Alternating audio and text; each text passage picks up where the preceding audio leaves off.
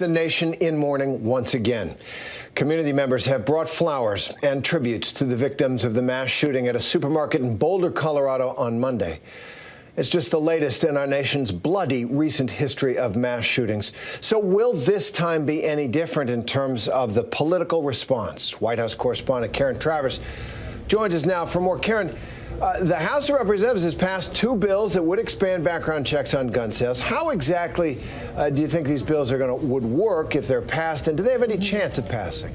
Well, Senate Majority Leader Chuck Schumer said yesterday that this Senate will be different, that he is going to bring up background check legislation to the floor for a vote, and that this would be the Senate, Terry, that finally addresses the epidemic of gun violence, as he put it. But it is a very tough hill for Democrats to climb. You know, of course, the bill would have to pass with Republican support, hit that measure threshold of 60 votes. And it just does not seem like there are the votes there, the appetite among some Republicans for the types of legislation that Democrats are putting forward. As you say, the House recently passed two different bills related to background checks. One would require universal background checks on the purchases of all commercial gun sales. A second one would close what's called the Charleston loophole, which allows the sale of a gun if a background check has not been completed in 3 days. So that's the start of what the Senate could be working with. Today at the White House briefing, Terry, I asked Press Secretary Jen Psaki if the president would be putting forward his own gun reform measures. Would he go to Capitol Hill and say, here's what I want you to do, here's a package, as we've seen him do with COVID relief and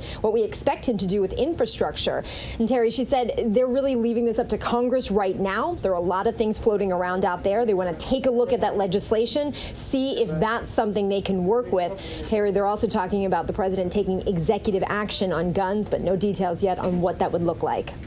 You know, background checks, very, very popular with the American people, not here in Washington with Republicans. Now, Karen, you were just in the state dining room. I was watching, and I heard your voice there where President Biden met with top border officials about the growing immigration crisis. Biden's response has come under scrutiny now.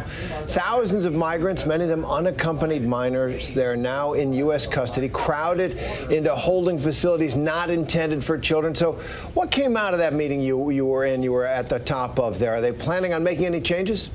Terry, a big job for Vice President Harris. The president has tasked her with leading the administration's effort and looking at the root causes of migration from Central America. Why are people making that dangerous journey from Mexico and the Northern Triangle countries and coming to the U.S. southern border? The president acknowledged he was giving Kamala Harris a tough job. He said, you're still smiling, but he feels confident that she's the right person to lead this. And really, Terry, this is the first big thing in her portfolio now, the first big policy issue that the president has tasked her with taking the lead on. I asked the president if he had a reaction. How did he feel when he was shown those photos of children packed into Border Patrol facilities down there at the southern border? Because we're told he was given a briefing on this. Terry, he did not answer any questions, didn't answer that, and didn't say whether or not he'll be going to the border to see firsthand what the conditions there are like. It is really one of the main challenges that's come upon him in this administration. And the administration is holding its Safe Schools Reopening Summit today. Another big challenge. What do they hope to achieve?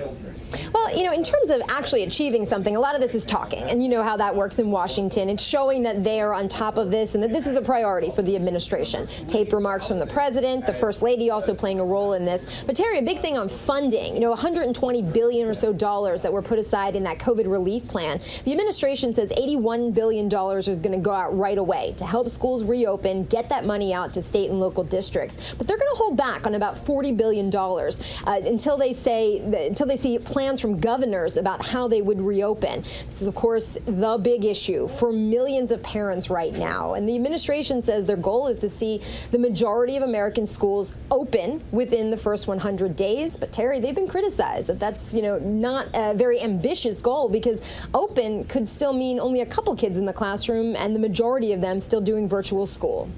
And that's the way it is in so many places. Karen Travers at a busy White House today. Thanks as always. Thanks, Terry. Hi, everyone. George Stephanopoulos here. Thanks for checking out the ABC News YouTube channel. If you'd like to get more videos, show highlights, and watch live event coverage, click on the right over here to subscribe to our channel. And don't forget to download the ABC News app for breaking news alerts. Thanks for watching.